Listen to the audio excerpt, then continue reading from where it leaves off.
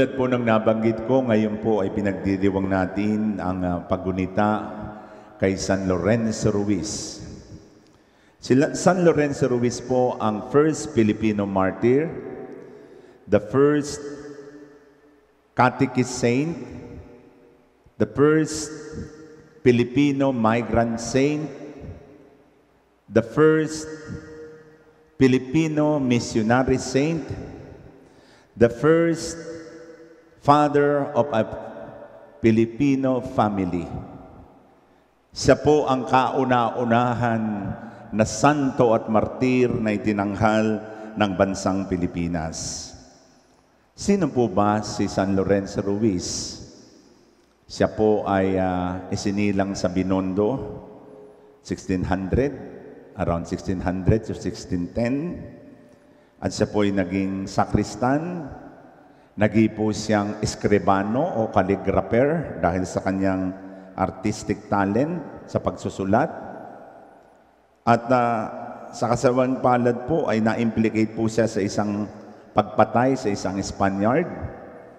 Kaya't naikumpisal po niya sa isang pare na nagsabi sa kanya na kahit na siya ay inosente dahilan sa impartial judgment ng mga Spaniards, siguradong mapaparusahan at mapapatay itong si San Lorenzo. Kaya sabi ng pare, sumama ka na lang sa misyon sa Japan. At nung panahon po ngayon sa Japan ay matindi po ang persecution. So much so, nang dumating po sila sa Japan, sila'y immediately arrested and they were tortured na sila po ay itinaling pabaliktad. Ang ulo ay nasa baba, ang paa ay nasa taas. Habang inihuhulog po sila sa tubig, hanggang sa sila'y makainom ng maraming tubig. At dahilan po sa kawalan ng hangin, lumalabas po ang dugo sa kanilang mata, sa kanilang ilong, sa kanilang tenga. At hindi pa ho doon natapos ang torture. Kapag ikaw ay malakas, ay papaluin ang tiyan mo para lumabas yung tubig mong nainom. Kaya grabe ang sakit na naranasan ni San Lorenzo Ruiz. Nang dumating na po sa kanyang pagkakataon na siya'y pahihirapan na, tinanong po siya ng torturer, pwede kitang iligtas, pero kailangang i-recant mo ang iyong faith. Kailangang talikdan mo ang iyong pananampalatayang Katoliko. At sabi ni San Lorenzo, libong buhay man mayroon ako, ay iaalay ko pa rin sa Diyos. Do what you need to do, but I will offer my life to my God. At yun po ang naging tadhana kay San Lorenzo Ruiz. Namatay po siya sa Japan at tinanghal na unang santo ng bansang Pilipinas. Sa ating banal na ebanghelyo naman po, ay nakita po natin ang isang pangyayari na ang Panginoon pumunta sa Jerusalem. Jerusalem is the place of rejection, but as well as Jerusalem is the place of triumph. Jerusalem is the place of crucifixion, as well as it is the place of exaltation. Ang Panginoon ay pumunta sa Jerusalem. Katulad ni San Lorenzo Ruiz, ang Jerusalem kay San Lorenzo Ruiz ay ang Japan. At ang Panginoon ay papunta sa Jerusalem, ang lugar ng pagpapako at ang lugar na siya'y pararangalan. We too have our own Jerusalem. Mga problema ang ating nararanasan, pero yan din po ang magdadala sa atin sa kalwalhatian.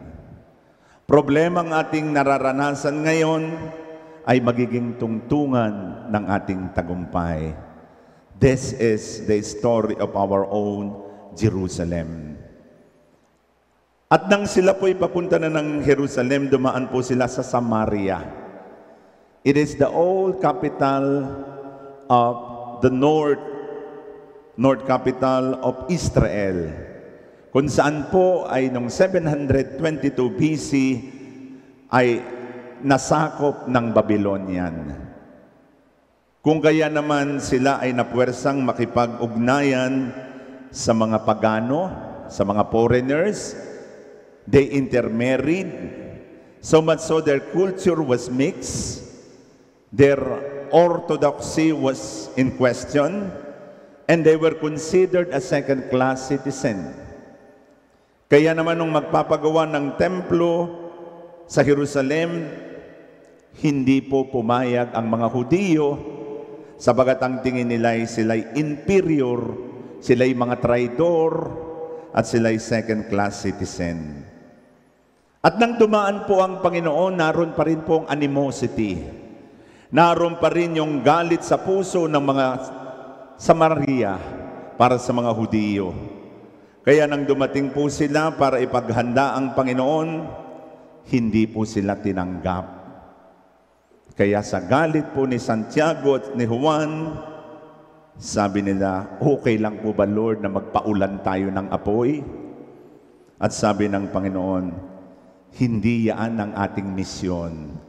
Ang misyon natin ay hindi magpahamak, kundi magligtas ng ating kapwa. Ngayon ko lang po nakita, nakakaaliw si Juan, sabagat we will always remember John as a gentle John, na ang kanyang binabanggit lagi, love one another as I have loved you. Pero ngayon naman, magpapaulan ng apoy. Ang tinawag po ng Panginoon is not a finished product. We are always a working progress. Ang mga disipulo ay mayroong mga kahinaang tinataglay. Pero sa grasya ng Diyos at sa panahon tinakda ng Panginoon, sila'y pinatitibay, sila'y pinatatatag at pinapanday ng panahon. Tayo rin po bilang makabagong disipulo, minsan tayo inconsistent. Minsan tayo ay madasalin, minsan tayo tamad, minsan tayo mabait, minsan tayo ay hindi mabait. Simply because what we have received is a corrupted human nature and we are inconsistent in the demonstration of our faith. Okay lang po yon. Ang mahalagay, we struggle. We are struggling to be the best. And struggle is part of our growth. At kasama rin po sa paglago ay ang pagtanggap po na hindi po lahat ng tao ay tatanggap sa atin. We cannot please everyone.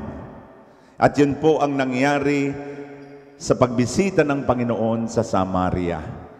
Ang importante po, gawin natin yung dapat nating gawin, at ang tunay na kaligayahan ay hindi yung ating pagnanasa na tayo tanggapin. Kundi ang mas mahalaga, maibigay natin ang misyon, ang pag-ibig at pagliligtas ng sambayanan.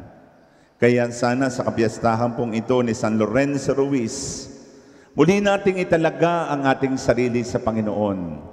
Ialay natin ang ating sarili bilang handog. Hindi man nating masabing libo man ang ating buhay, ay iaalay natin sa Panginoon. Then we can just believe, yes, not everybody is called to die for the faith, just like San Lorenzo Ruiz, but everyone is called to live the faith. Tayo po'y inaanyayakang isabuhay ang ating pananampalataya sa ating salita, sa ating mga gawa. San Lorenzo Ruiz, ipanalangin po nyo kami maging matibay matatag sa gitna ng pagsubok na aming nararanasan sa ngayon sa aming bansa. Amen.